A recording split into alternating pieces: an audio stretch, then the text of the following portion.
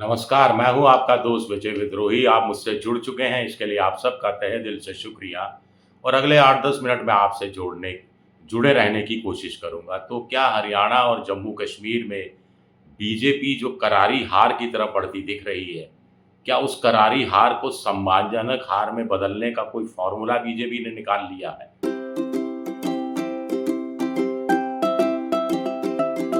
कुछ लोग कह रहे हैं हवा फिर पलटने लगी है।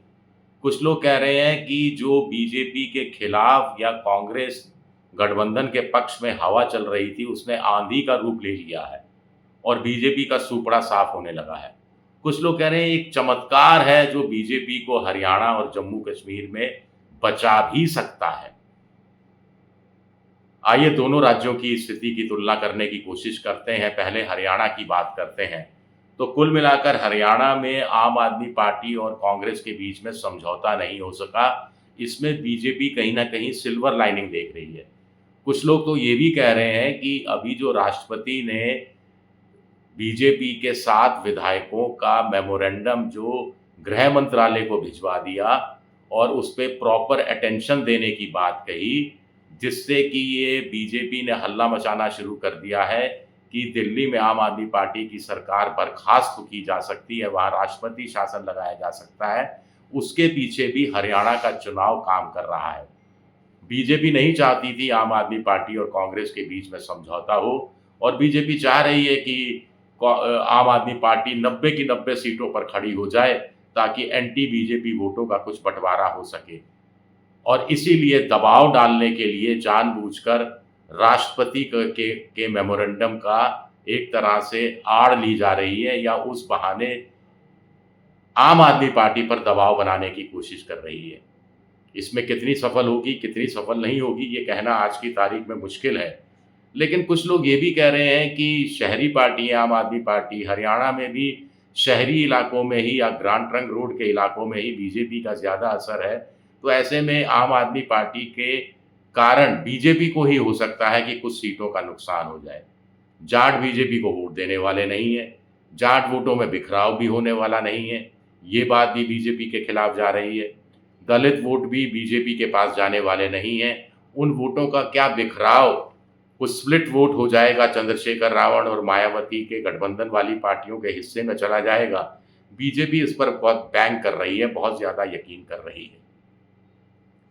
बाकी युवा, महिला और किसान, ये 3 बहुत बड़े हरियाणा के वोट बैंक हैं और सीएसडीएस लोकनीति का सर्वे कहता है कि लोकसभा चुनाव में इन तीनों ने बीजेपी के बरबक्स कांग्रेस के पक्ष में ज़्यादा बड़ी संख्या में वोट दिया था और विधानसभा चुनाव में वही ट्रेंड बने रह सकता है। लेकिन बीजेपी को लगता है उसका हिंदुत्व काम कर सकता है।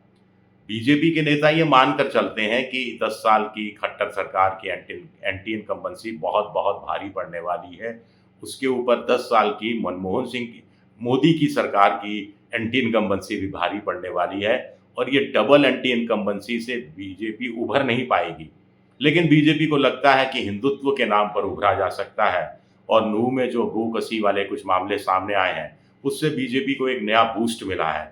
फिर बीजेपी को लगता है कि जो गैर जाट जातियाँ हैं, वो एकदम सक्रिय हो जाएँगी, वो बीजेपी के खाते में आ जाएँगी क्योंकि अब धीरे-धीरे जैसे ही लोगों को एहसास होने चला है कि कांग्रेस जीत रही है, यानी कांग्रेस जीती तो जाटों का वर्चस्व बढ़ जाएगा और ऐसे में यादव हों, चाहे पंजाबी हों, चाहे वो ब्राह्मण हों, जिनकी तादाद भी ठीक-ठाक मानी जाती है, वो सब एक हो जाएँगे और बीजेपी के लिए बाकी का काम स्प्लिट वोट यानी एंटी बीजेपी के वोटों का जो बिखराव है, वो कर देगा और बीजेपी कुछ सीटें मामूली अंतर से जीतने की स्थिति में आ जाएगी।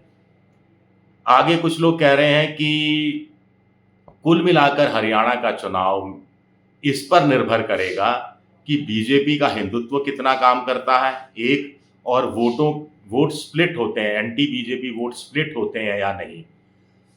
तो एंटी बीजेपी वोट और ज़्यादा स्प्लिट हो जाएँ, इसके लिए ही आम आदमी पार्टी पर भी दबाव बनाया गया है। और आम आदमी दबाव के कारण ही कि उनकी दिल्ली में सरकार बची रहे, राष्ट्रपति शासन नहीं लगे, इसीलिए वो चुनाव लड़ने के लिए 90 सीटों पर भी वो चुनाव लड़ सकती है, ऐसी भी कुछ बातें कही जा रही हैं। लेकिन इसमें एक और चीज़ है, इसमें महत्वपूर्ण चीज़ है कि एंटी इनकम्बेंसी इतनी ज़्यादा है कि जो बीजेपी ने 9 विधायकों के टिकट काट दिए, 3 मंत्रियों को टिकट काट दिए, बड़े-बड़े कद्दावर नेताओं को भी टिकट नहीं दिया, उसके बावजूद एंटी इनकम्बेंसी दूर होती दिखाई नहीं दे रही है। एक और बात कही जा रही है हरियाणा में कि पहली बार बहुत समय बाद बाइपोलर चुनाव हो रहा है, यानी एक तरफ बीजेपी है, एक तरफ कांग्रेस है। अब आम आदमी पार्टी के साथ समझौता भी नहीं हो रहा। तो या तो लोग बीजेपी को वोट देंगे, जो बीजेपी के प्रशंसक हैं, और जो बीजेपी के खिलाफ हैं, जो 10 साल की एंटी इनकम्बेंसी से त्रस्त हैं, दुखी हैं, वो सबके सब अब कांग्रेस को वोट देंगे। वो क्यों चाहेंगे कि उनका वोट बर्बाद हो जाए और उनका वोट दूसरी जगह चला जाए? तो इसको लेकर बीजेपी को कोई चमत्कार ही बचा सकता है। अगर बीजेपी, कुछ लोग कह रहे हैं कि बीजेपी ये सारा प्रपंच पंच इसलिए कर रही है कि मोटे तौर पर कहा जा रहा है कि 10-12 से ज़्यादा सीटें नहीं आ पाएंगी, करारी हार होगी, तो सीटों की संख्या 15, 16, 18, 20 तक हो जाए, इसके लिए बीजेपी ये सब कोशिश कर रही है। जम्मू कश्मीर की बात कर लेते हैं, तो जम्मू कश्मीर में बीजेपी के लिए कोई चांस दिखाई नहीं दे रहा। मोटे तौर पर कहा जा रहा है कि नेशनल कॉन्फ्रेंस और कांग्रेस का गठबंधन आराम से 90 में से 50 सीटें जीत जाएगा। पोल खोल का सर्वे हरियाणा के लिए भी यही बात कर रहा है, और पोल खोल का सर्वे लोक पोल का, माफ कीजिएगा, लोक पोल का सर्वे जम्मू कश्मीर के लिए भी यही बात कह रहा है। लेकिन अचानक एक टर्न अराउंड हुआ है। अचानक से चीजें कुछ बदली सी बीजेपी को नजर आने लगी है। बीजेपी ने जो विद्रोही उनके थे, उनके घर जाकर उनको समझाना शुरू कर दिया है। जिन वरिष्ठ मंत्रियों के या नेताओं के टिकट काटे गए, किसी को इलेक्शन कैंपेन का अध्यक्ष बना दिया, किसी को प्रदेश प्रभारी नियुक्त कर दिया, किसी को चुनाव प्रभारी नियुक्त कर दिया। ऐसा करके उनके अहम को संतुष्ट करने की कोशिश की है। दूसरा जो घोषणा पत्र है या संकल्प पत्र में है, महिलाओं को 18,000 रुपया और आने जाने का किराया तक साल का देना, युवाओं को कोचिंग सेंटर जाने के लिए वहाँ पर पैसा, फीस की कोई हिस्सा देना, इससे वो युवाओं को भरमाने की कोशिश कर रही है बीजेपी। तीसरा सबसे बड़ा आरोप है उमर अब्दुल्ला का और पीडीपी की महबूबा मुफ्ती का। उमर अब्दुल्ला का आरोप है कि बीजेपी ने प्रॉक्सी खड़े कर दिए हैं, निर्दलीय खड़े कर दिए हैं, खूब पैसा पंप कर रही है ताकि वोटों में बिखराव हो और एनसी और कांग्रेस को घाटी में चुनाव जीतने में दिक्कत आ सके। एक आश्चर्यजनक बात है कि 44% निर्दलीय खड़े हो गए हैं। ऐसा वहां होता नहीं रहा है घाटी में। ऐसी पार्टियां उभर कर सामने आ रही हैं, ऐसे अलगाववादी तत्व भी अचानक लोकतंत्र में यकीन करने लगे हैं, चुनाव की राजनीति में यकीन करने लगे हैं, जो थोड़ा सा हैरानी करने वाला है। साफ तौर पर उमर अब्दुल्ला ने कहा है कि निर्दलियों को वोट देने का मतलब है बीजेपी को वोट देना। तो वो मानकर चल रहे हैं कि बीजेपी निर्दलीय विधायकों, उम्मीदवारों को खूब पैसा दे रही है ताकि कुछ वोट भी इधर उधर छिने, तो बीजेपी के लिए एक संभावना बन सके। महबूबा मुफ्ती भी ये कह रही हैं, वो कह रही हैं कि उनके पिता मुफ्ती साहब को 50 साल लग गए पार्टी में, आज भी वो मुख्यमंत्री रह चुकी, उसके बावजूद ये स्थिति नहीं है, इतने साधन नहीं है, इतना पैसा नहीं है कि हर जगह उम्मीदवार खड़े कर सकें। उधर घाटी में जगह जगह राशिद इंजीनियर की जो इत्तेहाद पार्टी है उसने उम्मीदवार खड़े कर रखे हैं। ये क्या मजाक है? कहाँ से पैसा आ रहा है? तो कहीं ना कहीं उनका इशारा है कि बीजेपी पैसा दे रही है। उन्होंने तो साफ कह दिया कि जो राशिद इंजीनियर की पार्टी है वो बीजेपी के प्रॉक्सी बनकर रह गए हैं, प्रॉक्सी की तरह चुनाव लड़ रहे हैं। अब बीजेपी, आपके हिसाब से फिर बीजेपी क्या उम्मीद कर रही है? बीजेपी को लग रहा है त्रिशंकु विधानसभा की स्थिति बन सकती है और ऐसे में फिर वो अपना ऑपरेशन लोटस चला सकती है, निर्दलियों को अपने काबू में कर सकती है, जांच एजेंसियों का दुरुपयोग या सदुपयोग जो भी आप कहें वो कर सकती है। लेकिन इसके लिए लोग कह रहे हैं कि घाटी की जो सीटें हैं उसमें 47 सीटें, उसमें बीजेपी मानकर चल रही है कि शायद 2-3 सीटें उनके हिस्से में आ जाए। बीजेपी मानकर चल रही है कि गुलाम नबी आज़ाद चाहे भले ही बीमार हो गए हों, चुनाव मैदान में नहीं आ रहे हों, लेकिन 2-1 सीटें तो उनको मिल ही जाएंगी। तो कुल मिलाकर ये 6 सीटें के आसपास 5-6 सीटें हो सकती हैं।